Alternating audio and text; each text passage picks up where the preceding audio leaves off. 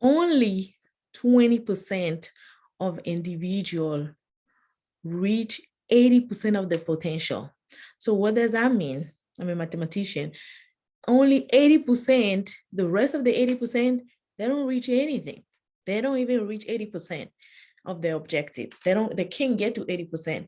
And my goal is for you to reach your objective, whatever objective you have in life. And it's really going to be up to you to define what those objectives are. So today, let's spend a couple of minutes, and talk about what are those objectives.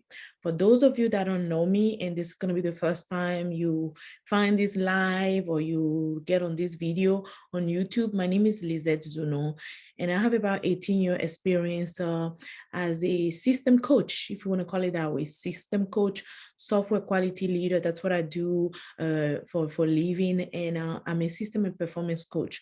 What I do is ensure that team and project and organization work in system so they can reduce friction and deliver quality. A little bit jumbo for technical people, but what that means is I've worked on very complex projects with human being and trying to make them do stuff.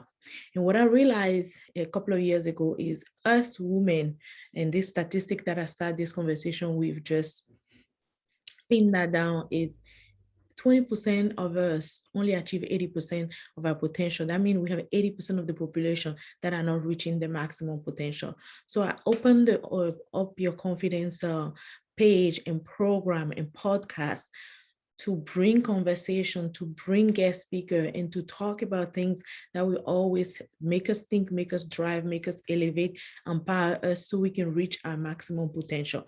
Because we do have potential. One thing is to know what are you good at, what are your talent, what are your goals, what are your purpose, but it's also to work on them so you can really impact your generation and your legacy. So that's what we're talking about here.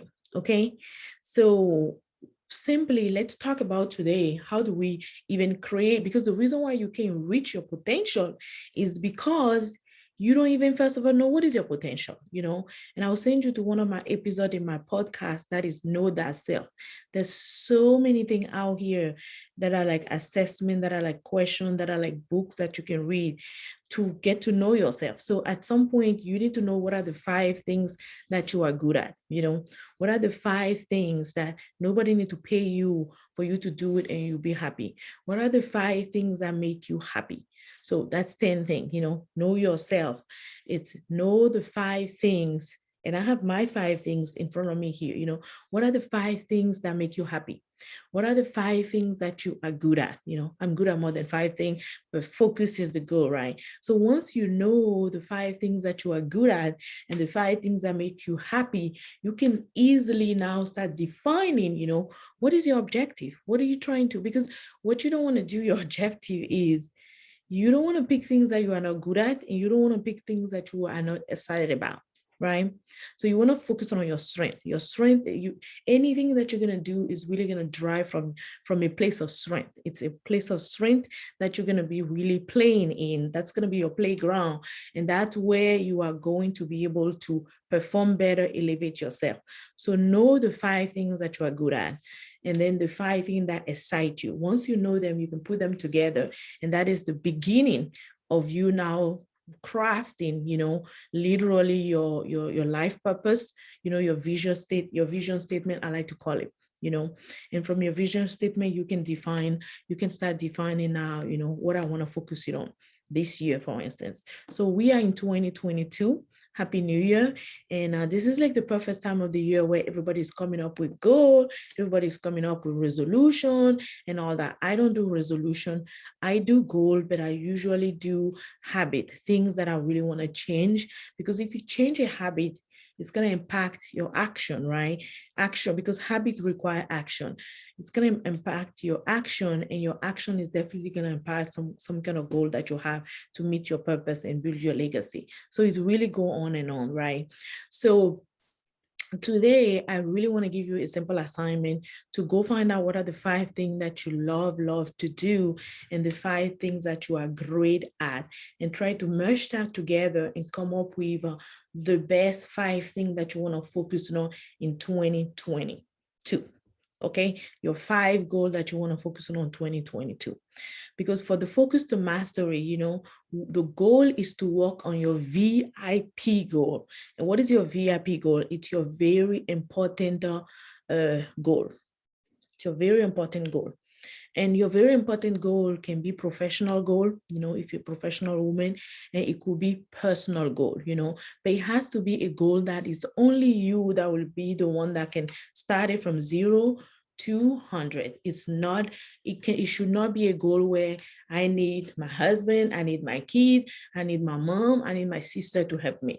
It's you and only you goal. So you should be able to start the goal and finish the goal, if that makes sense. So that is how you even start, first of all, understanding how you can craft your goal.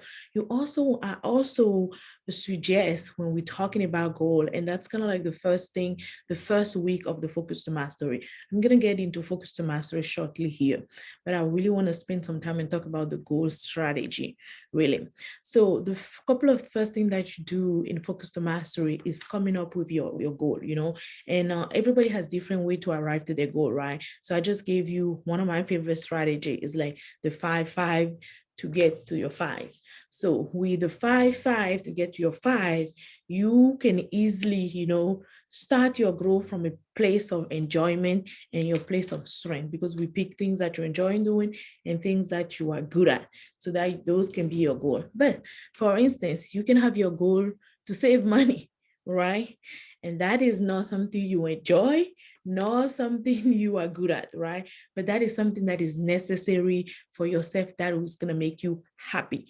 You don't enjoy, but it makes you happy. It's necessary for your evolution to elevate. So you can have those kind of goals, financial goal, but it's not like, okay, I don't enjoy spending money. Oops, right?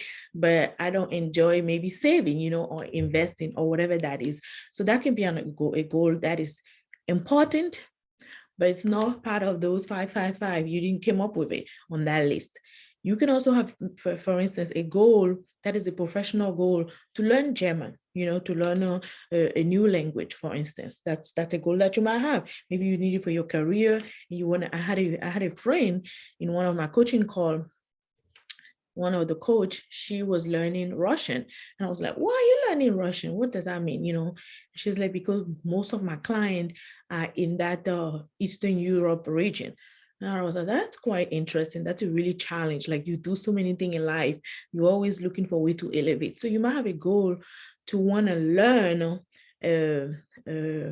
German or Russian, for instance. So again, that is not something that you love or that is a strength of you, but it's still important. And those for beginner, you know, those are usually not how you're going to push yourself. That's like the low level goal. But the high level goal, the VIP goal that we're talking about, is this is something that is super crucial for me. But the reason why your other 5 lists is important is we're going to find things in your 5 lists that will help you achieve your goal. If, for instance, your goal is to invest or save money, but you don't have anything in your list here that talk about invest or save, but for instance, you enjoy making money, you know, you're driven, you like to work hard and make your money. So you already have a tool, something in the toolbox to help you meet that goal, because you like to work hard. You're really motivated. You like to get up, work hard. You even ask for more things at work. You work over time so you can make money. So you have that ability. That's your focus. That's your strength. That's your enjoyment. So you have a tool for that. So we can use that tool as part of your action plan to fool that other goal that you have, that is to invest. So that's a mini strategy that you can use always. So for each person, for each of us, it's really individual, and it's something that you got to look at for yourself and see how that will help you with your VIP goal.